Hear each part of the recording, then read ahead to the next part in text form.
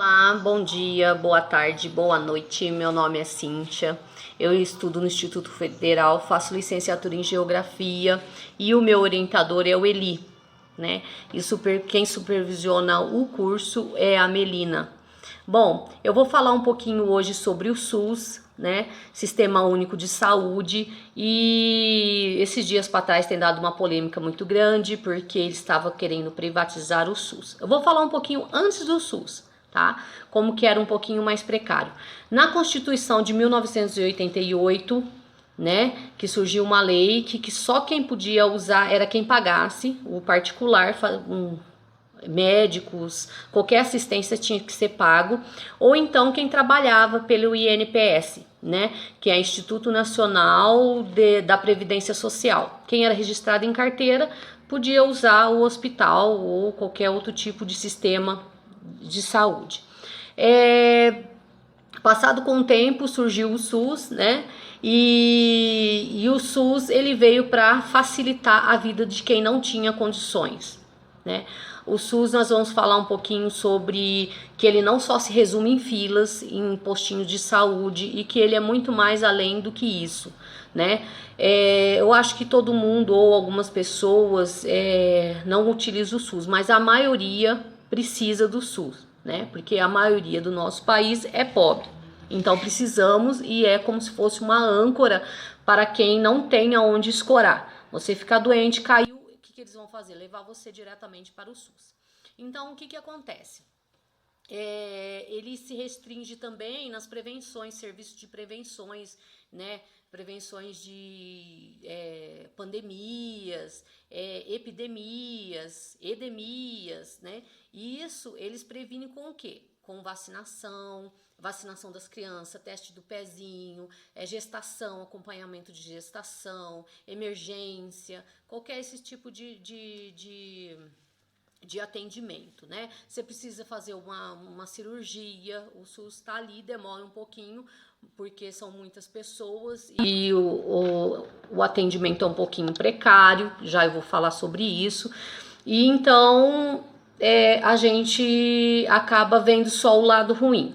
Mas o SUS ele tem a vigilância sanitária, né? Que ela também é pelo SUS, tudo que você consome no supermercado, na farmácia, se está vencido ou não, é o SUS que acaba bancando isso aí, a vigilância sanitária, para poder manter a nossa saúde, certo?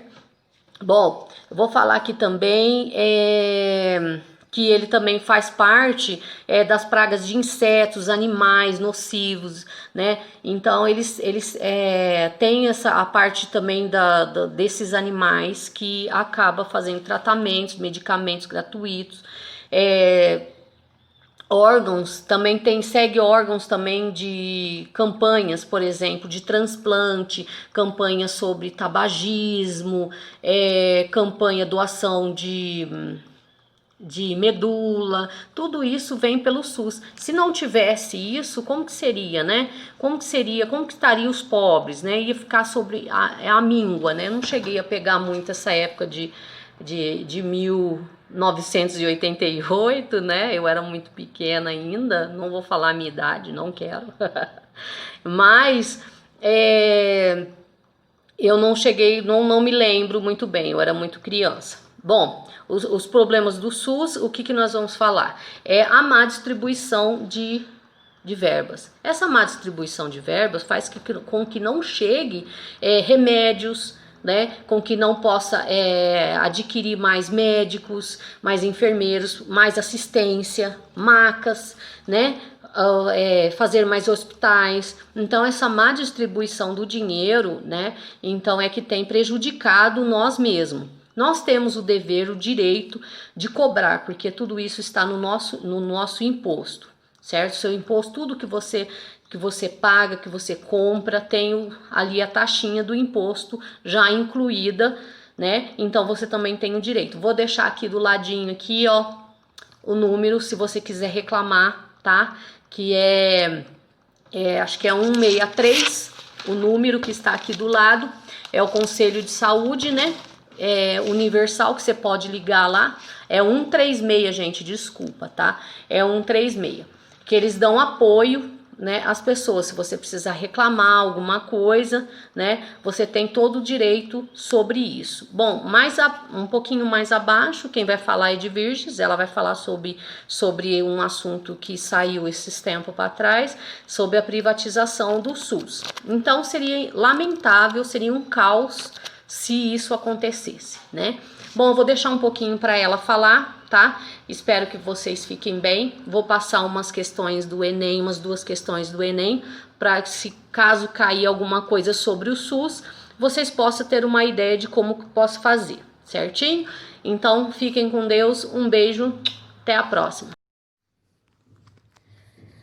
Aqui mais embaixo, vamos ler juntos. O Sistema de Saúde SUS é o conjunto de todas as ações e serviços de saúde prestados por órgãos e instituições públicas e federais, estaduais e municipais, da administração direta e indireta das fundações mantidas pelo poder público. Há um tempo atrás, a saúde era encarada apenas como uma ausência de doenças, o que nos levou a um quadro repleto não só das próprias doenças, como desigualdades, insatisfações do usuário, exclusão, baixa qualidade e falta de comprometimento profissional. No entanto, este conceito foi ampliado ao serem definidos os elementos condicionantes da saúde, que são meio físico, condições geográficas, água, alimentação, habitação e etc. Meio socioeconômico e cultural, emprego, renda, educação, hábitos e etc. Garantia de acesso ao serviço de saúde, responsáveis pela promoção, proteção e recuperação da saúde. Ou seja, de acordo com a nova concepção de saúde, compreende-se que os níveis da saúde da população expressam a organização social e econômica do país. Embaixo tem o link, caso vocês queiram acessar, aprofundar no assunto. Pessoal, eu sou a Maria de Virges, estudo no Instituto Federal, faço Geografia no 6º período e participo do programa de residência pedagógica sob a supervisão da professora Melina e do professor Eli. Eu e a Cíntia vamos falar sobre SUS e pandemia. No momento em que grande parte dos países do mundo sofre com os efeitos da pandemia do novo coronavírus, as pessoas costumam falar mais a respeito do sistema de saúde.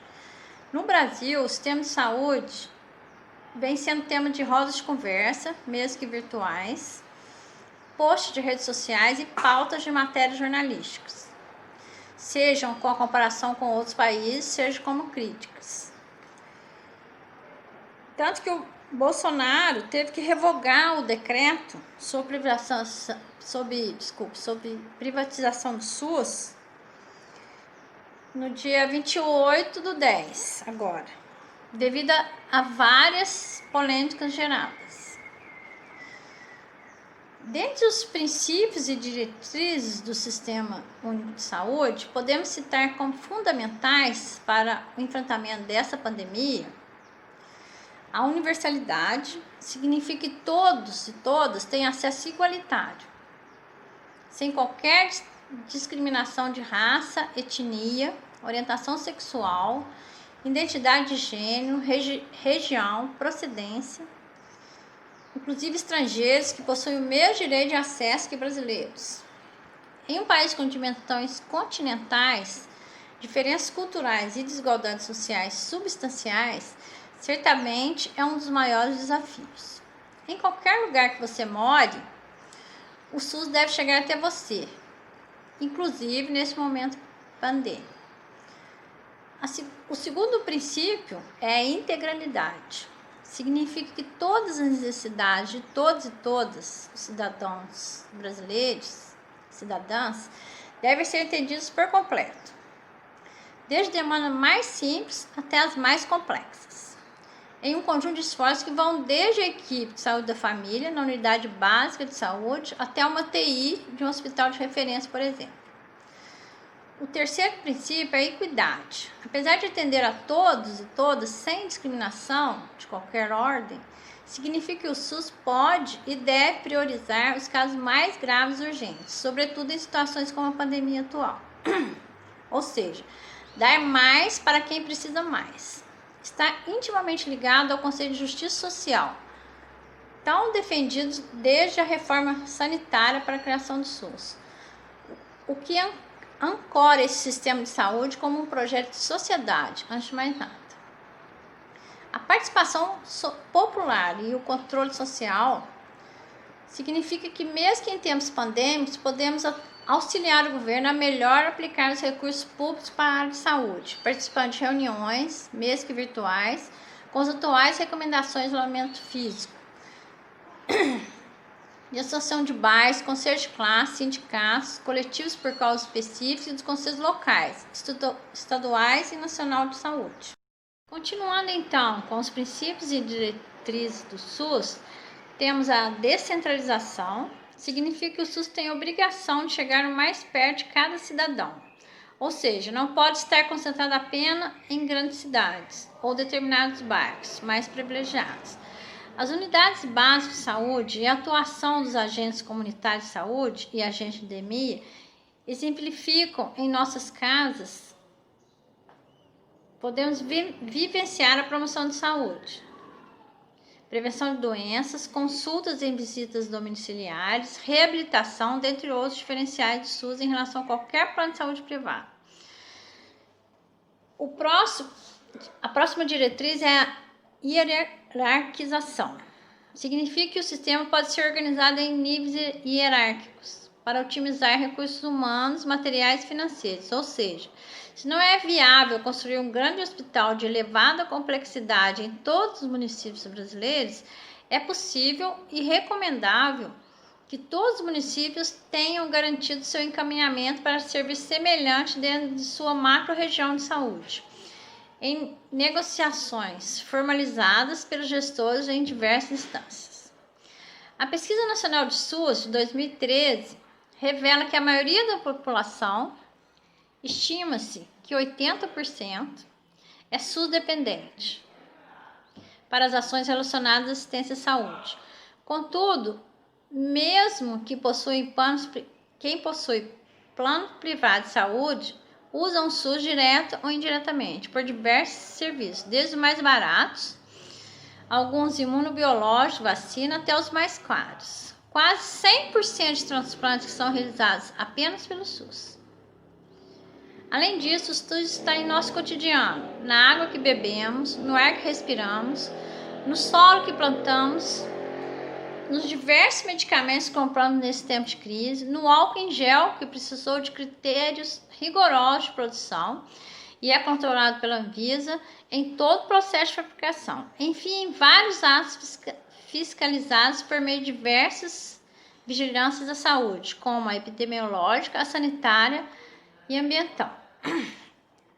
Nesta época pandêmica, o SUS está presente, por exemplo, diretamente em estudos de pesquisa, como a Fiocruz, que produz kits para testagem para o novo coronavírus e também fabrica as vacinas para a influenza, gripe, que, embora não sejam especificamente voltadas para o novo coronavírus, minimizam quadros gripais que podem mascarar os sintomas da Covid-19, dificultando seu diagnóstico. Além de evitar comorbidades, que podem agravar ainda mais os casos de infectados pelo novo coronavírus. O SUS literalmente está em todo lugar. O SUS tem algumas limitações, principalmente nesse contexto de pandemia. E quais as vantagens brasileiras em tê-los? Podemos citar como limitações as dificuldades do Ministério da Saúde em manter um comando único, com secretarias estaduais e municipais de saúde. Algumas vezes mantendo condutas não aliadas às suas orientações. Além disso, o SUS é um sistema cronicamente subfinanciado, ou seja, as UTIs e os respiradores, que tanto se discute hoje como necessidade, já deveriam existir independente do panorama pandêmico atual, pois desde que criado, o SUS nunca teve aporte de recursos suficiente. e alinhado às garantias constitucionais que preconiza para os brasileiros. Tanto que sempre fomos e continuamos sendo um dos países que menos investe per capita com saúde, como mostram diversos estudos. Quanto às vantagens, possuímos um único sistema público universal para mais de 100 milhões de pessoas, ou seja, se a população não tivesse, como os Estados Unidos, por exemplo, poderia se endividar indo ao hospital para uma simples avaliação, ou até ter seu atendimento negado por não poder pagar ou não possuir vínculo empregatício formal com esse, como existe nos Estados Unidos, por exemplo.